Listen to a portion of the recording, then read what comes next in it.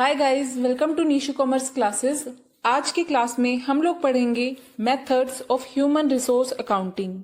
जैसे कि आप देख सकते हो, ह्यूमन रिसोर्स अकाउंटिंग के मेथड्स को हम दो पार्ट में डिवाइड करते हैं। पहला है cost based models and second one is present value models.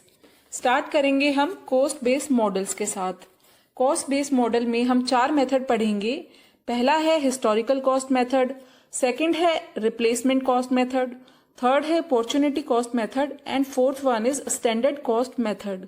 Starting with historical cost method, चलिए देखते हैं हिस्टोरिकल कॉस्ट मेथड क्या कहता है।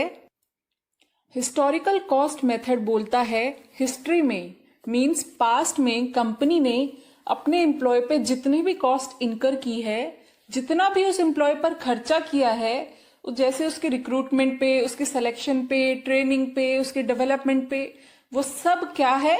वो है उस एम्प्लॉय की वैल्यू। यहां देखो, मिस्टर ए जाते हैं कंपनी के पास ये पूछने के लिए कि मेरी वैल्यू क्या है। मिस्टर ए कहते हैं कंपनी मुझे बताओ मेरी वैल्यू क्या है। तो मिस्टर ए की वैल्यू कैसे कैलकुलेट करेंगे हम हिस्टोरिकल कॉस्ट अप्रोच में? मिस्टर ए की वैल्यू को कैलकुलेट हम करेंगे by adding all the expenses जो कंपनी ने मिस्टर ए पे किए हैं। मिस्टर ए की रिक्रूटमेंट पे, उनकी सिलेक्शन पे, ट्रेनिंग पे, प्लेसमेंट पे और उसके डेवलपमेंट पे, इन सब को ऐड करके जो भी आता है that will be the value of mister ए। तो हमने देखा कि हिस्टोरिकल कॉस्ट अप्रोच में वैल्यू ऑफ ह्यूमन रिसोर्स निकालने के लिए वो सभी खर्चे जो एक एम्प्लॉय पे किए गए हैं उनको हम ऐड कर देंगे। आगे देखते हैं। Historical cost approach was given by Brummet, Flamholtz and Pyle in the year 1967। यही पार्ट है जो सबसे इंपॉर्टेंट है क्योंकि इसके चांसेस ज्यादा हैं एमसीक्यू के फॉर्म में आने के एग्जाम में। नेक्स्ट है other names. Historical cost approach को हम और दूसरे नामों से भी जानते हैं जो कि है acquisition cost approach, actual cost approach and original cost approach. इतना समझ में आया? बिल्कुल समझ में आया मैम। अब एक बहुत ही इंपॉर्टेंट बात बता रही हूँ मैं आपको, थोड़ा ध्यान से सुनना। ठीक है मैम, बोलो। देखो, वो सब एक्सपेंसेस जो एक एम्प्लॉय के ऊपर किए जाते हैं, क्या कहा मैंने कहा कि वो सब एक्सपेंसेस जो एक कंपनी अपने एम्प्लॉय पे करती है, जैसे कि रिक्रूटमेंट पे जो खर्चा है, सिलेक्शन पे जो खर्चा है, उसकी ट्रेनिंग और डेवलपमेंट पे खर्चा। बेसिकली मैं ये कहना चाह रही हूँ कि एक कंपनी जो भी अपने एम्प्लॉयज पे खर्चा करती है, उस खर्चे का हम क्या करेंगे? उस खर्चे को हम कैपिटलाइज करेंगे और उसकी जो एक्सपेक्टेड लाइफ है उसमें अमोर्टाइज करेंगे। क्या बोला मैम? समझ में नहीं आया? देखो, थोड़ा सा सुनना, आराम से समझ में आ जाएगा। मतलब जैसे हम फिक्स एसेट की वैल्यू को बैलेंस शीट में रिकॉर्ड करते हैं और फिर उसके यूजफुल लाइफ पे डेप्रिसिएशन चार्ज करते हैं, सेम वे में ह्यूमन रिसोर्स की वैल्यू भी कैपिटलाइज होगी। जितना भी खर्चा उस एम्प्लॉय पे किया गया है उसे हम कैपिटलाइज कर देंगे, जैसे हम फिक्स एसेट्स को बैलेंस शीट में कैपिटलाइज करते हैं, और हर साल हम उसे एमोर्टाइज करेंगे। ठीक है, जैसे फिक्स एसेट को हम क्या करते हैं? डेप्रिशिएट करते हैं, वैसे ही जो एम्प्लॉय पे ये सारा खर्चा किया गया है उसको हम एमोर्टाइज करेंगे। अब मैम हर साल एमोर्टाइज क्यों करेंगे? क्योंकि हर साल कंपनी एम्प्लॉय के सर्विसेज का फायदा उठाती है। अच्छा, क्या समझाया मैंने अभी? क्या बात बताई मैंने अभी? एक बार फिर से रिपीट कर रही हूँ। वो सभी एक्सपेंसेस जो एक कंपनी अपने एम्प्लॉय पे कर रही है, उन सभी एक्सपेंसेस को हम कैपिटलाइज कर देंगे और उस एम्प्लॉय की एक्सपेक्टेड लाइफ में एमोर्टाइज करेंगे। जैसे फिक्स एसेट की वैल्यू को हम बैलेंस शीट में रिकॉर्ड करते हैं और फिर उसके यूजफुल लाइफ पे डेप्रिसिएशन चार्ज करते हैं, सेम वे में ह्यूमन रिसोर्स की वैल्यू भी हम कैपिटलाइज करेंगे और हर साल एमोर्टाइज करेंगे, क्योंकि कंपनी हर साल उस एम्प्लॉय की सर्विसेज का फायदा उठाती है। चलिए आगे देखते हैं, हम इस बात को पढ़ते भी हैं। According to this approach, the expenses incurred on recruitment of those who are not selected is also considered. मतलब जो एम्प्लॉय सेलेक्ट नहीं हुए उनके रिक्रूटमेंट को भी हम कंसिडर करेंगे। Next, selection, training and development are capitalized. ठीक है, okay. Capitalized means balance sheet में रिकॉर्ड करते हैं and is amortized over the future expected life of human resource. Okay, for example, value of employee निकल के आती है 10 लाख रुपए। और वो एम्प्लॉय ऑर्गेनाइजेशन में रुक रहा है आने वाले 10 सालों तक। मैंने कहा वैल्यू ऑफ ह्यूमन रिसोर्स निकल के आती है 10 लाख रुपए और वो एम्प्लॉय 10 साल तक उस ऑर्गेनाइजेशन में रुक रहा है, तो 10 लाख डिवाइडेड बाय 10 आ जाएगा 1 लाख रुपीज। ये 1 लाख रुपीज हम क्या करेंगे, इसे तो हम पीएनएल में एमोर्टाइज करेंगे और जो 10 लाख रुपए है उसको हम कैपिटलाइज कर देंगे। ओके, अब एक और बात बता रही हूं, ध्यान से सुनना, ये अलग चीज है। और अगर कोई एडिशनल खर्चा किया जाता है, मान लो एम्प्लॉय के ऊपर कोई एडिशनल खर्चा किया जा रहा है, जैसे उसकी ट्रेनिंग पे या उसकी डेवलपमेंट पे, ताकि एम्प्लॉय की वैल्यू बढ़ जाए, तो ये खर्चा भी पार्ट बन जाएगा उस एम्प्लॉय की वैल्यूएशन का और सेम उसी तरह से अमोर्टाइज किया जाएगा जैसे ये 10 लाख हमने अमोर्टाइज किए हैं। Okay okay ma'am. अब देखो एक और बात आती है, अब ऐसा तो नहीं है कि हमने प्रिडिक्ट किया है वो एम्प्लॉय 10 ईयर्स तक रुकेगा तो वो 10 ईयर्स तक ही रुकेगा। हाँ मैम ऐसा तो है, हो सकता है कि वो 4 साल बाद ही कंपनी से चला जाए। तो इस केस में जो बची हुई अमाउंट है, मींस जो अमाउंट हमने राइट ऑफ नहीं किया है पीएनएल में, उसका क्या करेंगे हम, वो सारी अमाउंट उसी साल के रेवेन्यू के साथ राइट ऑफ कर देंगे। मैंने यहाँ क्या बताया, इस पॉइंट में मैंने कहा कि जरूरी तो नहीं है कि एक एम्प्लॉय का हमने प्रिडिक्ट किया है कि भाई ये 10 साल तक रुकेगा तो वो 10 साल तक ही रुकेगा, हो सकता है वो 4 साल में कंपनी छोड़ दे। तो इस केस में जो बची हुई अमाउंट है, जो हमने अमोर्टाइज नहीं की है, जो राइट ऑफ नहीं हुई है, वो सारी अमाउंट उसी साल में जब वो एम्प्लॉय छोड़ के गया ऑर्गेनाइजेशन को, उसी साल के रेवेन्यू के साथ हम राइट ऑफ कर देंगे। समझ आई बात? बिल्कुल समझ में आई। चलिए पढ़ते हैं। ये देखो, additional cost incurred on training and development of human resource increases the value of human resource like any other fixed asset and is amortized in the same manner. Next, if an employee demises or leave the organization before the end of expected service life period, the entire amount that is not written off is charged against the revenue of such period in which such event takes place. इतना समझ में आया? हाँ ma'am समझ में आया। ये next point बोल रहा है कि अगर एम्प्लॉय ज्यादा टाइम के लिए रुक रहा है, मान लो वो 10 साल के लिए नहीं 12 साल के लिए रुक रहा है, तो क्या होगा, useful life of human resource is recognized to be longer than the original expected, amortization is appropriately rescheduled. तो इस केस में एमोर्टाइजेशन को हम एप्रोप्रिएटली रीशेड्यूल कर देंगे। ये था हमारा हिस्टोरिकल कॉस्ट मेथड। अब नेक्स्ट हम चलते हैं रिप्लेसमेंट कॉस्ट अप्रोच की तरफ। अब बताओ कि रिप्लेसमेंट कॉस्ट अप्रोच में एक एम्प्लॉय की वैल्यू कैसे कैलकुलेट होगी। रिप्लेसमेंट कॉस्ट अप्रोच के अंदर एक एम्प्लॉय की वैल्यू को कैलकुलेट करने के लिए हम क्या करेंगे, देखो ये है मिस्टर ए। अब मिस्टर ए कंपनी से पूछते हैं कि मेरी वैल्यू क्या है, तो ए को आंसर मिलता है कि भाई तुमको रिप्लेस करने में, मतलब मिस्टर ए को रिप्लेस करने में कितना खर्चा आएगा। फॉर एग्जाम्पल ए को हटा के अगर हम बी को ला रहे हैं तो बी पे हम कितना खर्चा करेंगे, जैसे बी के ऊपर होने वाला एक्सपेंसेस, लाइक उसकी रिक्रूटमेंट पे होने वाला एक्सपेंसेस, उसके सिलेक्शन पे होने वाला एक्सपेंसेस, ट्रेनिंग, डेवलपमेंट, जितने भी खर्चे बी को लाने के लिए किए जाएंगे, that will be the value of a. अगर आप एक पर्टिकुलर एम्प्लॉय की वैल्यू जानना चाहते हो तो कैसे कैलकुलेट होगी, उसे रिप्लेस करके सेम एबिलिटीज वाला उसी के जैसा एम्प्लॉयज रखने में जो भी खर्चा आएगा वो होगी उसकी वैल्यू। ये देखो, the cost incurred on replacing Mr. A with Mr. B will be the value of human resource. All the expenses incurred on Mr. B, जैसे कि उसके रिक्रूटमेंट पे, ट्रेनिंग पे, development etcetera, will be the value of human resource. यहां हमने देखा कि mister A company के पास गए अपनी वैल्यू जानने के लिए। आंसर में कंपनी ने कहा कि तुमको हटाकर हम तुम्हारे ही जैसा बंदा अगर रख देते हैं, उस पे जितना भी खर्चा आएगा that will be your value in the company. अच्छा, अब एक और चीज है जानने लायक कि क्या हिस्टोरिकल कॉस्ट मेथड और रिप्लेसमेंट कॉस्ट मेथड बिल्कुल सेम है? नहीं। हिस्टोरिकल कॉस्ट मेथड में हम पास्ट कॉस्ट को कंसिडर करते थे, संक कॉस्ट को कंसिडर करते थे, जो कॉस्ट हमने ऑलरेडी कर दी है उसे कंसिडर करते थे। Whereas in replacement cost method हम उस कॉस्ट को कंसिडर करेंगे that has to be incurred. Okay, historical cost approach में, ध्यान से सुनना, मैं फिर से रिपीट कर रही हूं, हिस्टोरिकल कॉस्ट अप्रोच में कॉस्ट इनकर की जा चुकी है वो संक कॉस्ट है, और रिप्लेसमेंट कॉस्ट मेथड में अभी कॉस्ट इनकर करनी है। ठीक है, ओके मैम। अच्छा, तो अब आप बताओ कि आपको क्या समझ में आया है रिप्लेसमेंट कॉस्ट मेथड में। मैम, रिप्लेसमेंट कॉस्ट मेथड में आपने दो चीजें बताई हैं अभी तक।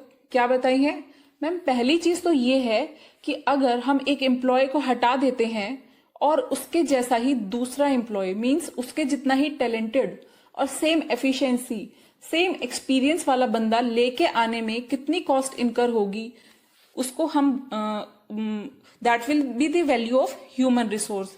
जैसे कि नए बंदे की रिक्रूटमेंट पे, सिलेक्शन पे, डेवलपमेंट पे, या फिर और भी जो भी खर्चे हो रहे हैं, that will be the value of human resource under this method.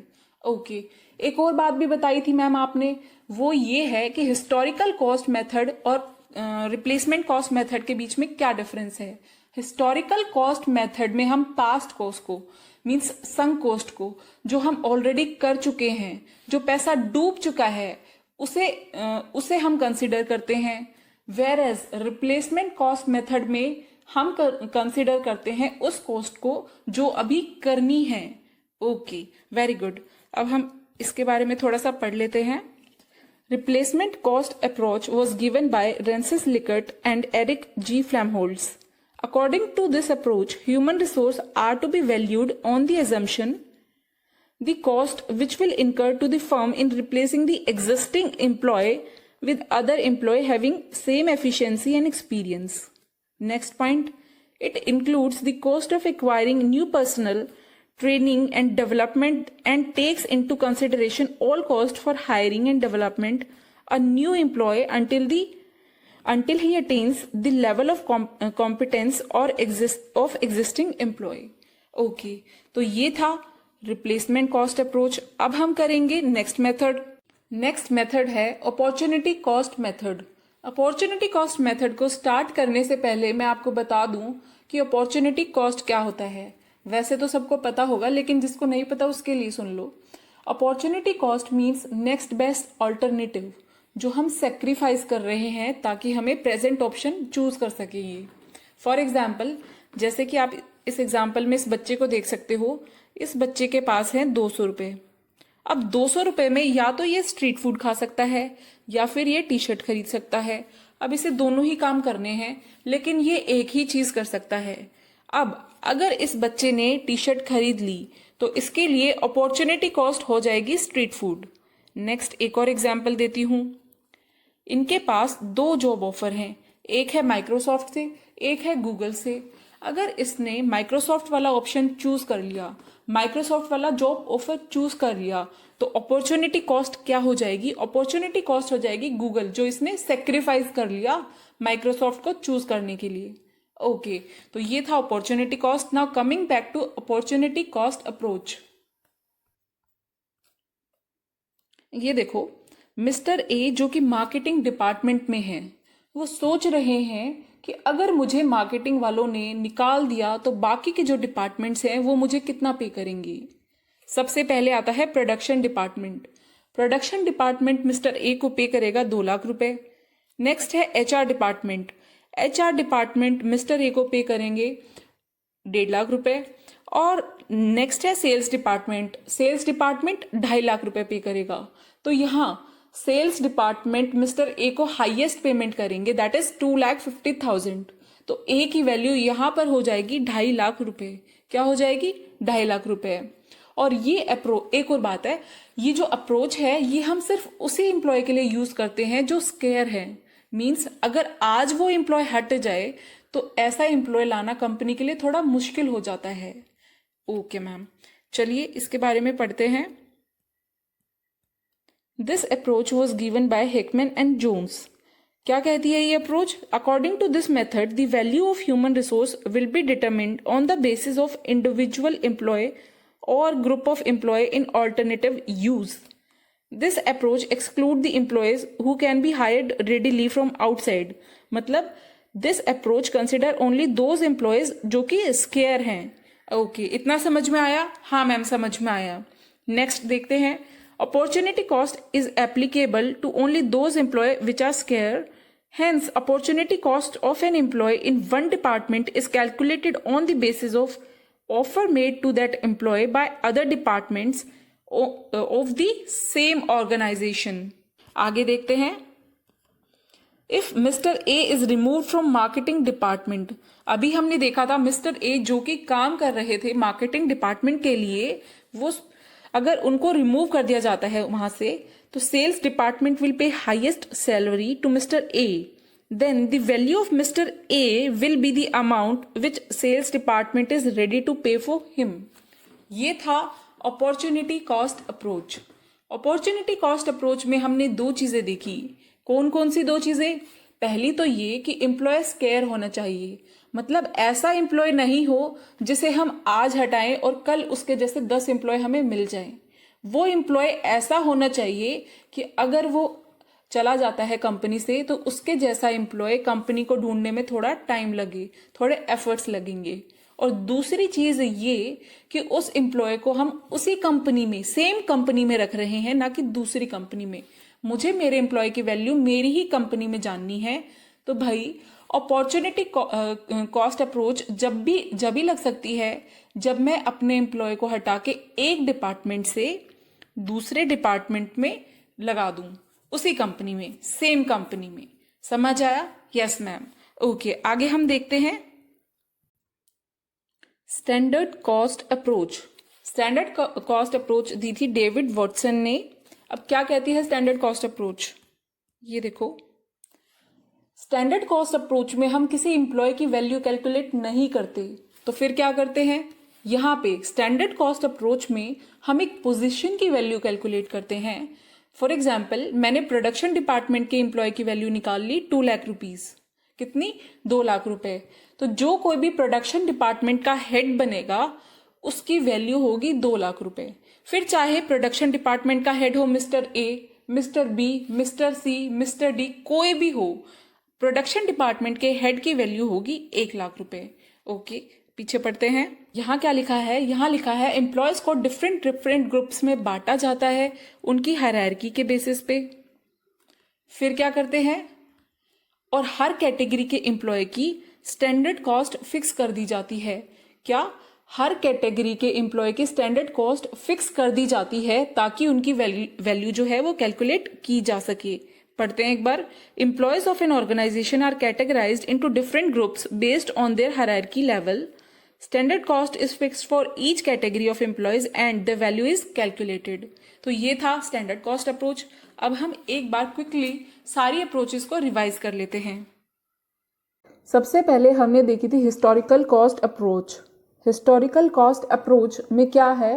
Human resource की वैल्यू कैलकुलेट करने के लिए हम ऐड करेंगे वो सभी खर्चे जो एक कंपनी ने अपने एम्प्लॉय के ऊपर किए हैं, जैसे कि उसके recruitment expenses, selection expenses, training, development, placement, और ये सारे खर्चे को ऐड करके जो भी आता है that will be the value of human resource.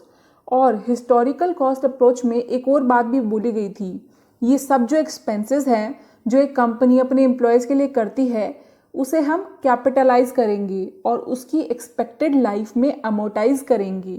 मतलब जैसे फिक्स एसेट की वैल्यू को बैलेंस शीट में रिकॉर्ड किया जाता है, फिर उसकी यूजफुल लाइफ पे डेप्रिसिएशन हम चार्ज करते हैं, सेम वे में ह्यूमन रिसोर्स की वैल्यू भी कैपिटलाइज होती है और हम हर साल उसे अमोर्टाइज करते हैं। हर साल अमोर्टाइज क्यों करते हैं? क्योंकि एम्प्लॉय की जो कंपनी जो है वो एम्प्लॉय की सर्विसेज का फ़ायदा हर साल उठा रही है।